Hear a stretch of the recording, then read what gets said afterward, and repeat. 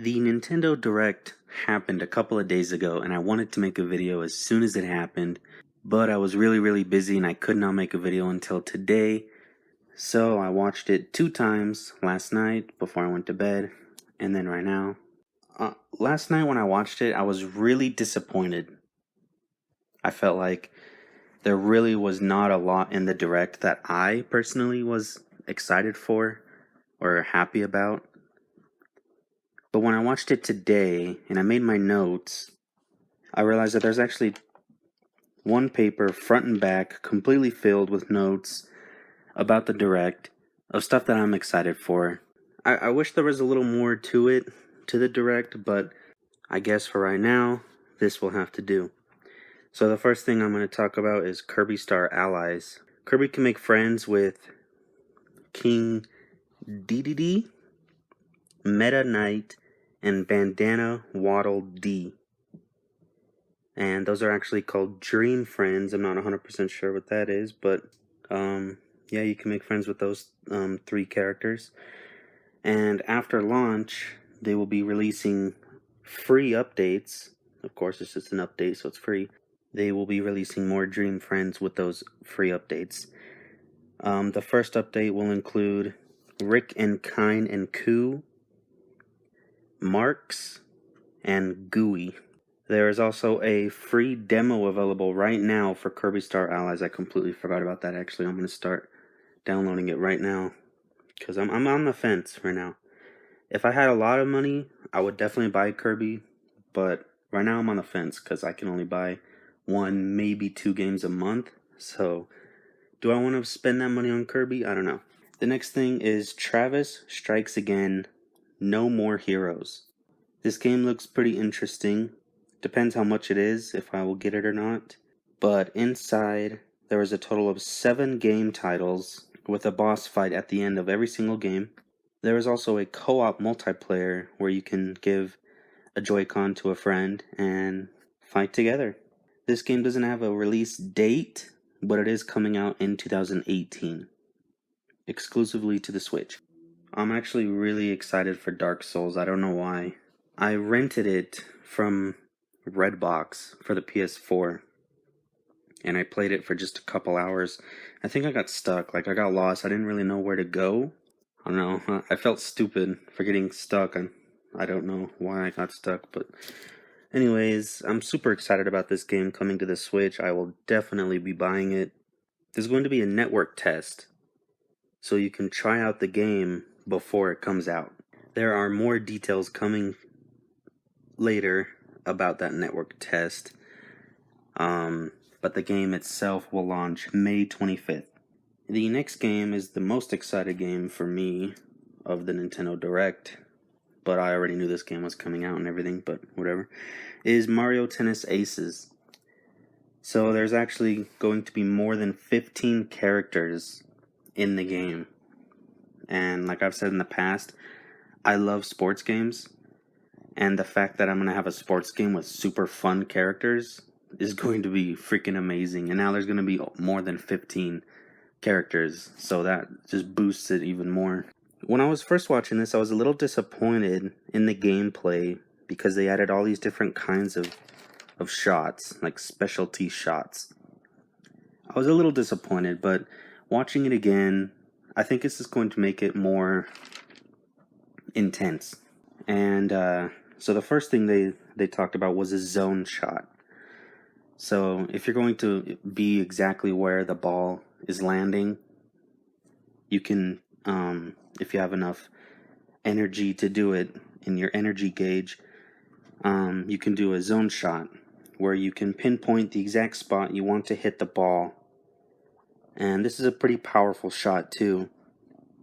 So if your opponent gets hit by the zone shot, or if you get hit by a zone shot, your racket will take damage. And if your racket takes 3 hits, it'll break. And they said if you run out of rackets, you have to forfeit. So I'm not exactly sure how many rackets you get. I don't know if I don't like that. I don't like that at all. I mean, it makes sense, but I don't like it. I don't know. I don't know how I feel about it. I have mixed feelings about it. But if you perfectly time your return, then you can block it and your racket will not take any damage. So that actually adds a little bit to it, makes it a lot better. There is also another thing called zone speed, and zone speed I actually like. If you've ever played tennis in real life, you'll know you kind of have to be in the middle a lot of the times in a 1v1, because they can hit it to the opposite half. You know, if you're on the left, they'll hit it clear to the right, and you'll have to run all the way over there and try to get it. And most of the time, you're not going to be able to catch it. So zone speed it moves in slow motion, and you can just run over to the other half, so you'll be ready to hit it back. Zone speed is very useful to block zone shots. The zone shots are powerful, as I said. So, honestly, zone speed may be your only option to block a zone shot most of the time.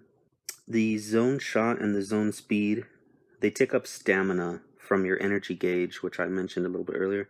You have an energy gauge that fills up while you're playing. You can do certain things to fill it up. Just regular hitting it back and forth will fill it up. But the fastest way to fill it up is to do a trick shot. And you must time your trick shot perfectly or your guy will miss. And then of course you'll give up a point, which is not good. If you fill up your gauge all the way, you can do a special shot. The special shot is the most powerful shot in the game, as you could guess. It could actually destroy your opponent's racket with one hit. It could also be blocked, though. The special shot is not like a guaranteed destroy the racket. It's not guaranteed you're going to get the point. It could also be blocked. And another reason that I'm not a huge hater on these kind of shots is because there's actually... You can make it to where you play with simple rules, where there is no special shots, there is no zone shots, there's just regular basic hits. Honestly, I'll probably be playing 50-50 with those two rules, because the basic shots is really what I was interested in when I first heard about the game. There is also a thing called swing mode, where you can use your Joy-Con like a tennis racket, kind of like the Wii. And you can just actually play tennis like that, you know, stand up and move around. So that's really cool. I'll definitely be doing that. And do not forget about the story mode. They showed a couple clips about it. It looks like it's going to be pretty interesting. They will also be having a pre-launch online tournament. So you can try out Mario Tennis Aces in an online tournament before the game releases. The game itself, though, will launch on June 22nd. And I will definitely be buying this game. The next game I want to talk about is Crash Bandicoot N. Sane Trilogy. So, you get all three games. You get Crash Bandicoot 1, Crash Bandicoot 2, Cortex Strikes Back, and Crash Bandicoot 3, Warped. You get all three of these games. They made them look better, so the graphics are a little better. It's not as fuzzy. You know, if you go back and play these older games, they're definitely fuzzy. I mean, it's Crash Bandicoot. There's not really much to say, and they didn't talk about it for very long anyways. But it will be coming out July 10th, and depending on the price, I will probably be picking this one up. This next game, surprisingly, it doesn't seem like something I would be super interested in, because all you do is really solve puzzles. But I'm a really big horror fan. I love horror movies. I love things that are scary. And this game is not really scary, but it's kind of creepy, I would say. It is called Little Nightmares, the Complete Edition. If you look it up and watch some stuff about it, you can see that it actually does look really interesting. I'm not a huge puzzle guy, but honestly, it does look pretty good. There are also two different stories.